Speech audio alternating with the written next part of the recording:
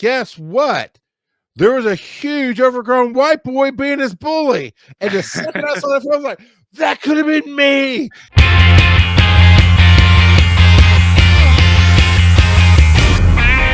Before we started recording, we were we were in the Patreon. Before we hit play, we were talking about some of your experiences on film sets as an extra and things like that. Yeah. And so I'd love to hear some of those stories, because we've heard a little bit on air about how you were kind of sort of an echo and then they cut everything. But we were also just not just the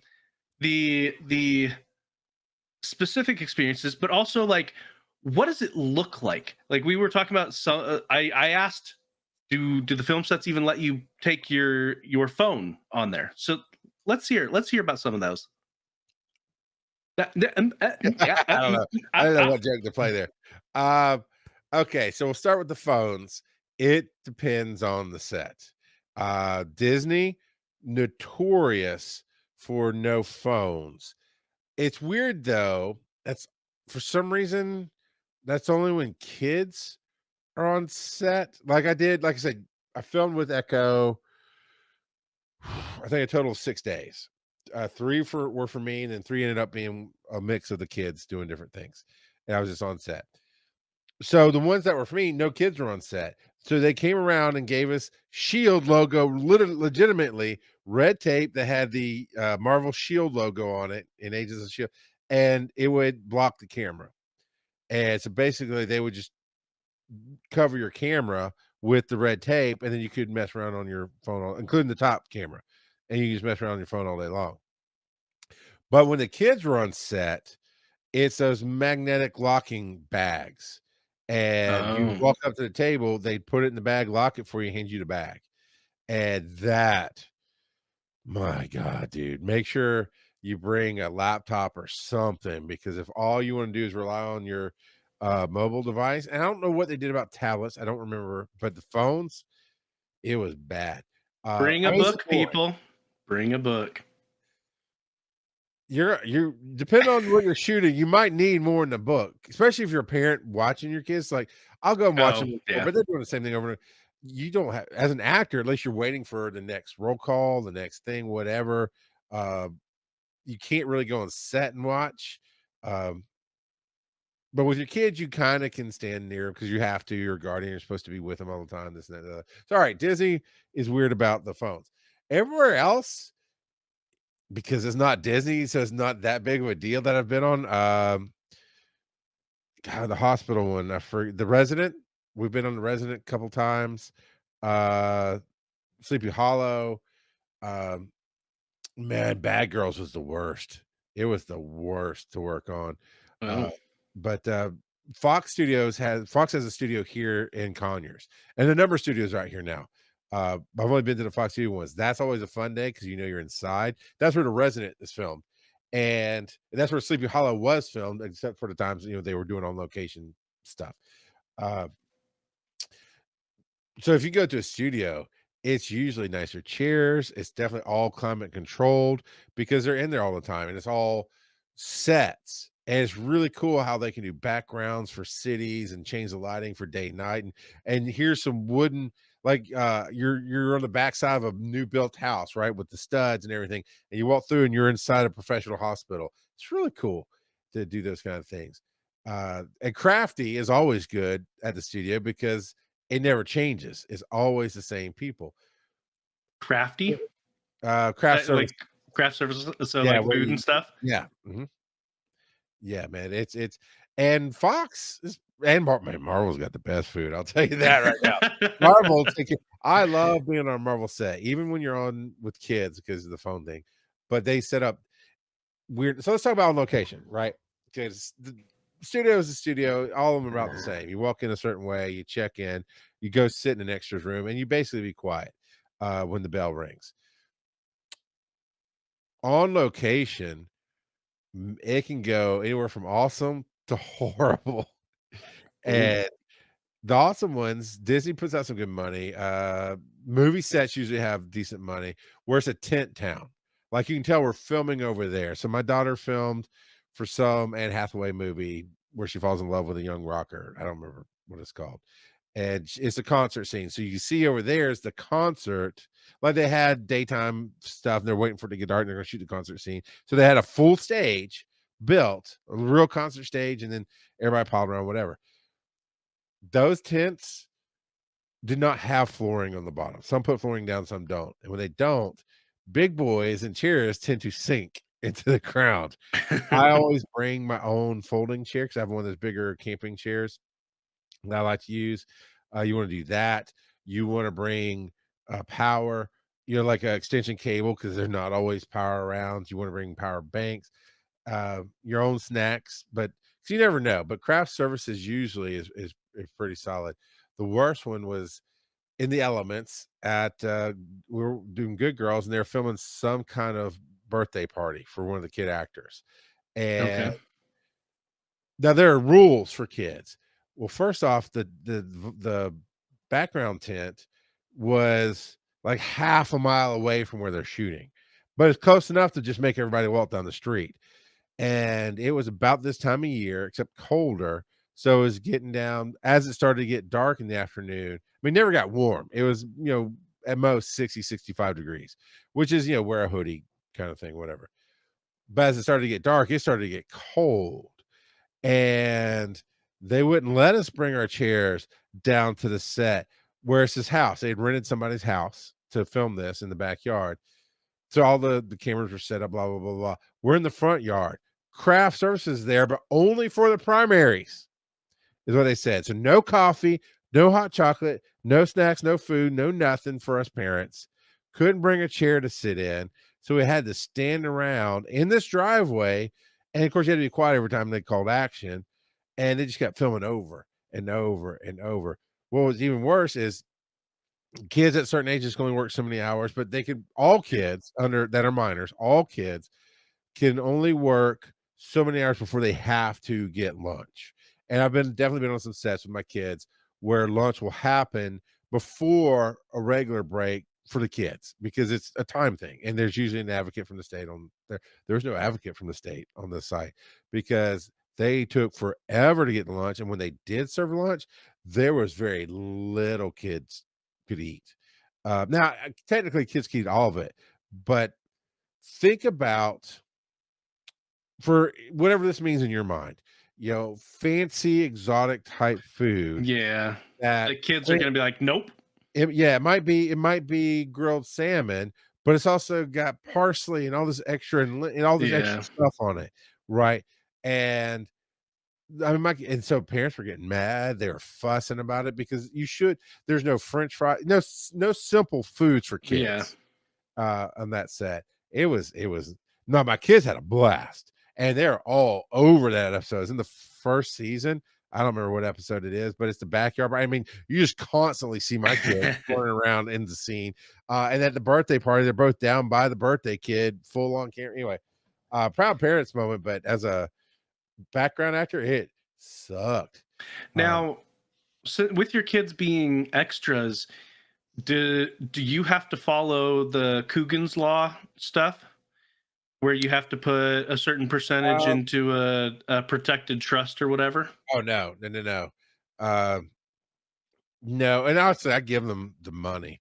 I always talk I about making that assumed you I back. assumed you probably did just give it all directly to them. I was just It's curious. it's between 80 and $100 a Okay. time. I mean, the standard is usually for adults is like 100 to $150 for 12 hours, and, anything over that is overtime, and you're like, 12 hours? Yeah, I mean, it can be long days. Yeah. Kids, again, have different rules, so when Zoe was I can't remember if it's 7 or 8 where the rules changed, but she could only be on set for so long. But then part of that time had to be in this one is only in this one set, but they enforced the whole kid tutoring thing. So even though she was Oh, homeschooled and had done her homeschool, we had to sit with the other kids who had brought homework or there was a tutor there or something. And so we spent a whole extra hour on set. I'm like, oh my God, I'm gonna go home.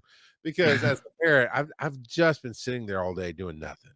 More or less. I mean, there's only yeah. so much on the phone you can do, only so much walking around you can do. Only so much you can do talking to other parents, and be prepared for that. The second day of the first, I can't remember if it was the first or second day of Echo that we were shooting. There were long downtimes because they were swapping up scenes. So they took a group of us up, or they took another group of people up there first. So I spent 2 or 3 hours just chilling. Somebody brought basically a recliner type camping chair. That was brilliant. So like, oh, I'm not in this group. Cool. They just kicked back, bundled it up, and just went to sleep. Um, I slept a little bit. I had like a neck pillow and a neck fan, so I just kind of put my fan on and slept. That was the longest day because then they swapped up to my group and we went and shot for a while. Another group sat and did nothing. Then there was lunch. Then there was, okay, we're resetting. And so there's going to be a lot of waiting. But man, we did so many. Thanks for bringing that up again, Joe. We did so many scenes to the point that we got to the end of the shooting day and then I was remade up with all there's still dirt in my car. If you ever look at my driver's seat, Joe, when I'm not in it, you'll see like what looks like ground in dirt. That's from that set because they literally took bags of coal makeup and just hit me everywhere to make me look dirty and then say, okay, Yeah, get because your you were car. supposed to be like a trained engineer or Yeah, conductor or I was something, the right? engineer, yeah. Which thankfully nobody got to be that part because that was mine and I got s but I was there at like 5, 6 AM or whatever, drove to the second set, and then sat there for another 6 hours watching them shoot that really cool scene with her on the train as it's moving, and her leg even gets stuck in the train buckle and everything else. It's amazing to watch that stuff. They had real live hardcore train whatever those are called. They were like decks that she's walking on basically. And then they had machines moving them and huge fans and like 30-foot blue screens and stuff. It's really cool. But she's really doing all that. It's just not actually moving right, other than Yeah. wiggling back and forth. But I'm watching her do that, watching them do that, watching them do that. And then they call a wrap at midnight. And I'm like, yeah, I got paid extra, but I didn't get to do my You part. didn't do anything. What other, I mean, I know I kind of went over everything there a little bit. What other questions do you have about it? I think that's about it. How frequently or how do you find the opportunities, I guess? That's what we'll go with. How do Okay. you find the opportunities? Uh, I gotta see if I can re-up my account. Central Casting does a lot throughout the United States for extras. And so when Hollywood came to Atlanta, okay, let's be real, when Disney came to Atlanta, and a lot of Hollywood followed, they set up an office here. And that's basically been the primary source of it. There's some other ones. I don't know if they're all around the country. Just look up extra casting agency, that kind of thing. Um, there's Rose Lock, which they'll put out stuff for game shows. Rose Lock does all the game shows in Atlanta. So every once in a while, I'll apply to be on and in the audience on Family Feud or one of the judge shows or whatever. I haven't ever gotten that one. Um, and there's sites backstage something And then is something else you can look at. I assume that as extras, you don't do anything with like SAG aftra or anything like that, right? No, you have to have there. I don't know all the criteria. I know some because you get bored, you start asking PAs Yeah. and whatnot. Uh, you have to have multiple lines. There's like a number of words to be said m- for one time to be considered to then become eligible. And you might have to do multiple times of that. And it's ridiculous. It's like 2 sentences or something. I mean, I Yeah. can come in and go, "You're water," and that's nothing, right? I said lines on TV, I got my face, you heard my voice, but it doesn't qualify me. You Yeah. got to do certain things to get. So yeah, it's all non-union, non-SAG, and it's all background, but you make friends with the people on set and ultimately there are if you hustle, I have a friend who hustles it. He's been in a lot of backgrounds on a lot of shows and that's how he tends to make his living. Now he's an average build, average look. He can do his hair in a bunch of different ways. He can be 1950s guys, 1980s modern.